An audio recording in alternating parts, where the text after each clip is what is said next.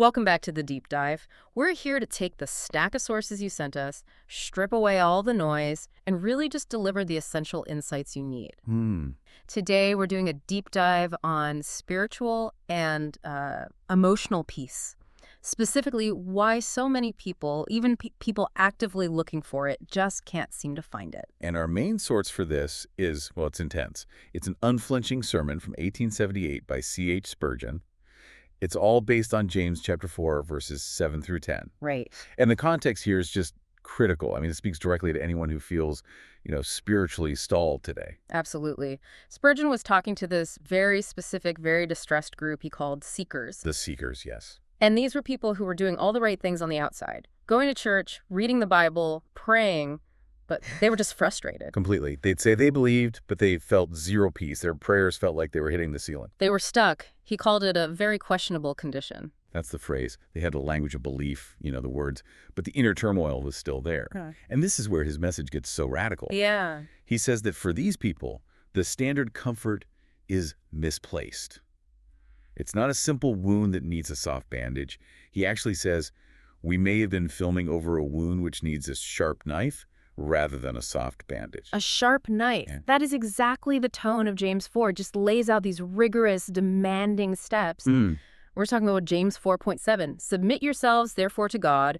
Resist the devil, and he will flee from you. Draw nigh to God, and he will draw nigh to you. So the mission of this deep dive, for you, the listener, is to understand why Spurgeon felt this really uncompromising diagnosis was so necessary. Right. He was convinced the failure to find peace wasn't because God was silent. It was because of a fundamental, almost defiant lack of submission in the seeker's heart. So he had to cut through all that self-justification to get to the real problem. Exactly, to expose the real reason for all that strife. Okay, so let's get into this core issue of defiance, because it sounds like everything, the whole enterprise, really hinges on one comprehensive, non-negotiable starting point. It does. Submit yourselves, therefore, to God. We hear that word submit, and I think we often think of it as, passive acceptance, but this is clearly about something more. This is about conquering an active internal rebellion. It's absolute war against the self-will. I mean, Spurgeon lays out the evidence of an unsubdued spirit, and honestly, it looks surprisingly modern. How so? He says if you lack submission, you have a fighting spirit, and this shows up immediately as lusting, envy, strife, contention, jealousy, anger. So if your life is just marked by constant conflict, either inside you or with other people. That's the proof. That's the proof, according to this source, that the heart is still unsubdued. So if you're fighting everyone and everything around you, you haven't actually bowed the knee on the inside yet. You're still trying to be the master of your own world. Precisely. The deep, rebellious desire is to be one's own God and a law unto oneself. Spurgeon says the word submit is galling to this type of person. Galling. It's repulsive. They're striving for their own interests, their own advancement, and in their heart of hearts, they're asking, who is the Lord that I should obey his voice? That idea of galling, it's not just annoying, it's like a chafing. It irritates the soul. It really shows how deep that desire for self-sovereignty runs. It does. And he traces this right back to the beginning. He argues this resistance, this setting up of the human will against the divine, has been the root of all sin since Eve plucked the forbidden fruit. Man wants to be his own master. And that impulse is what stops peace from ever taking root. But I have to ask this. For a modern audience that is so focused on autonomy and self-determination, why is this unconditional submission mandatory? Why isn't it just, morally preferable? This seems to fly in the face of everything society teaches. Well, it forces us to confront what he calls the rights of God. We talk a lot about human rights, but Spurgeon stressed the highest, surest, and most solemn rights of the Creator. To resist God, who is the omnipotent sustainer of your very existence, is just fundamentally illogical. The sources call any resistance against omnipotence insanity and blasphemy. That's strong language, insanity. Because if you actually grasp the reality of who God is, resistance is just futile. So wisdom, not just piety, demands submission.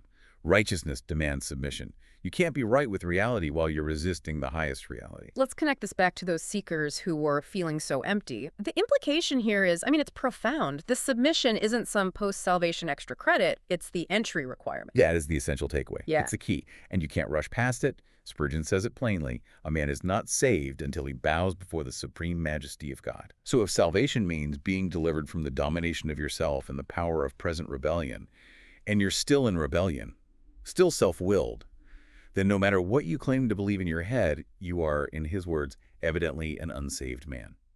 So rebellion is the fuel of unquenchable flames, as he says. You have to be saved from the rebellion itself before you can have any peace. So the reason you, the listener, might be struggling to find that peace isn't a fault in the system, it's a fault line of non-surrender in your own life. Exactly.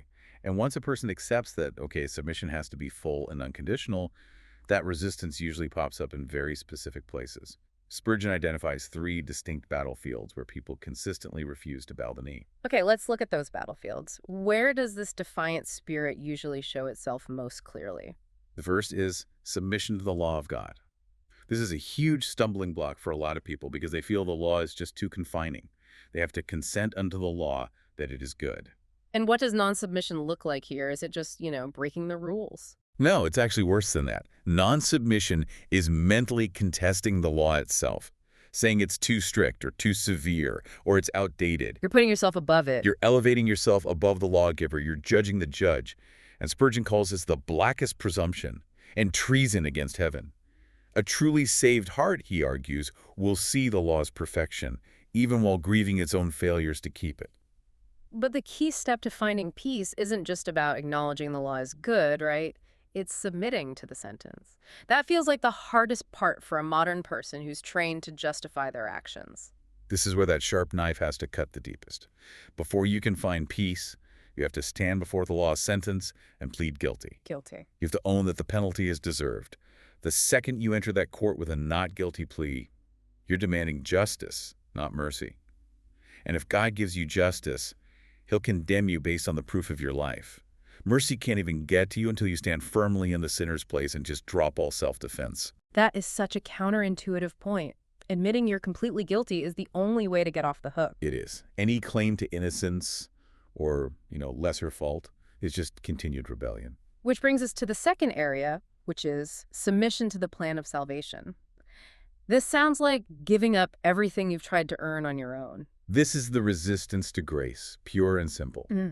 People naturally want to establish their own righteousness. They try to build up currency, their moral efforts, their chapel-going, church-going, sermon-hearing, and so on. They're building a portfolio of good works. Exactly. Hoping to create a claim upon God. They want to be able to walk in and say, hey, I earned at least part of this. We see that all the time today. If I volunteer enough or I'm a good neighbor, I should have some kind of spiritual leverage, shouldn't I? And this is where the source material is just incredibly harsh.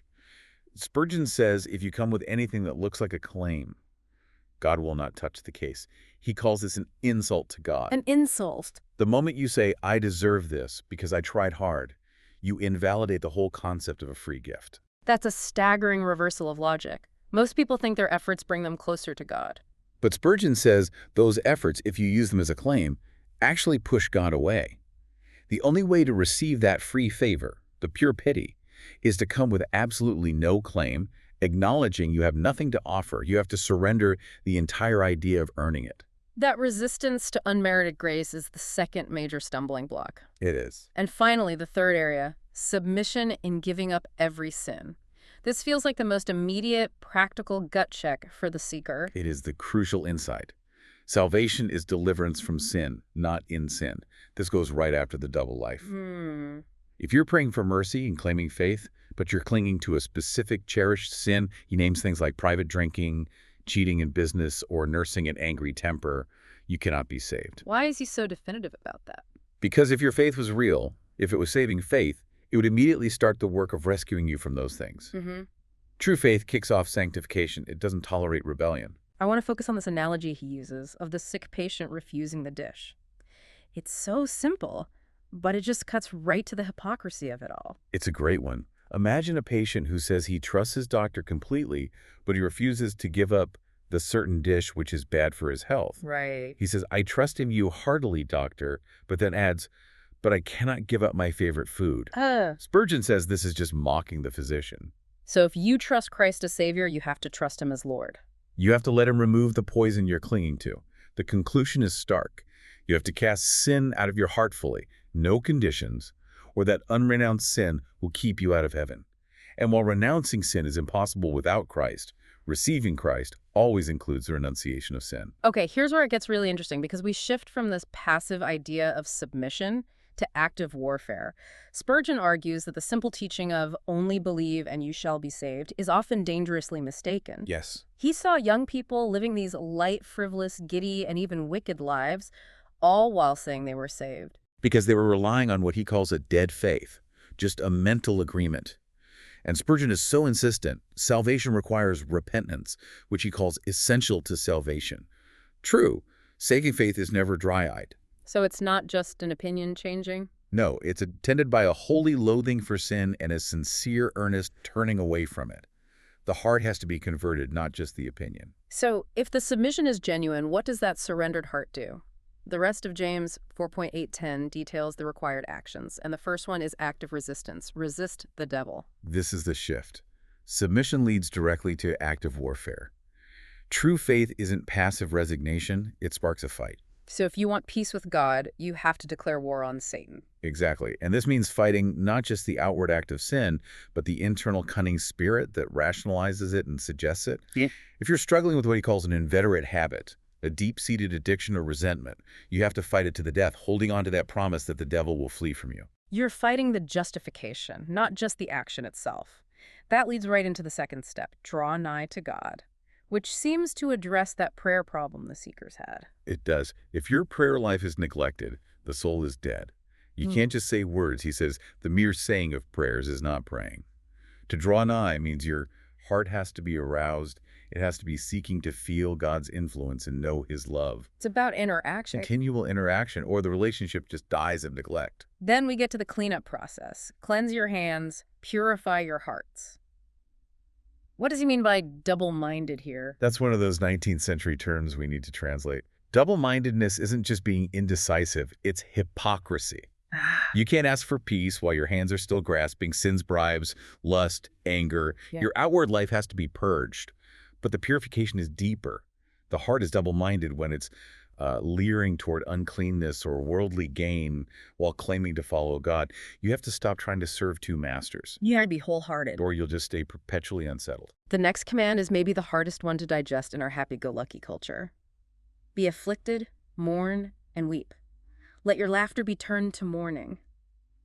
This sounds almost, anti-joyful, but it's really about being serious, isn't it? It's about rejecting the spirit of trifling or just carelessness. Spurgeon is speaking directly to the person who is giggling about eternal realities. He says, stop that laughter if you are an unsaved soul. Wow. The matter of life, death, and judgment is not a game. If you can't find peace, it's often because you're not approaching the subject with the deep concern and, frankly, the holy terror it demands. A lack of sorrow over your sin is a lack of seriousness about salvation. So you have to be solemnly impressed by it all before you can appreciate the mercy. Exactly. And that sets the stage for the final act, the final prostration of the Spirit. Humble yourselves. The unconditional surrender. That's it. It's where all self-reliance and self-justification has to completely fall away. God will not bind up a heart that has never been broken. He won't heal a soul that was never wounded. Humbling yourself is a confession that you stand condemned, and if you're saved at all, it can only be by his free favor. You come with no bargaining chips. God resists the proud but gives grace to the humble. Only to the truly humble. The essential truth that just seems to emerge from all of this intense material is that true faith is highly active. It demands total war against self-will. It does. The faith that saves is not passive. It works by purging out sin and producing a love for Christ so great that it leads to self-abhorrence for past sins.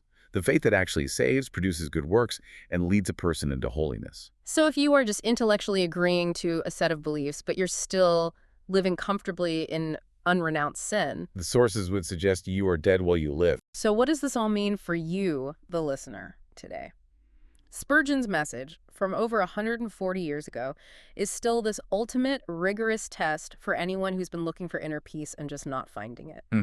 If you feel like your prayers are hitting a ceiling and your faith isn't giving you any deep comfort, the problem, according to this analysis, is probably not that God is distant. Yeah. It's that the unconditional surrender, that full bowing of the knee, is incomplete. And that point of decision is simple, but it's immensely demanding. It means checking those three areas.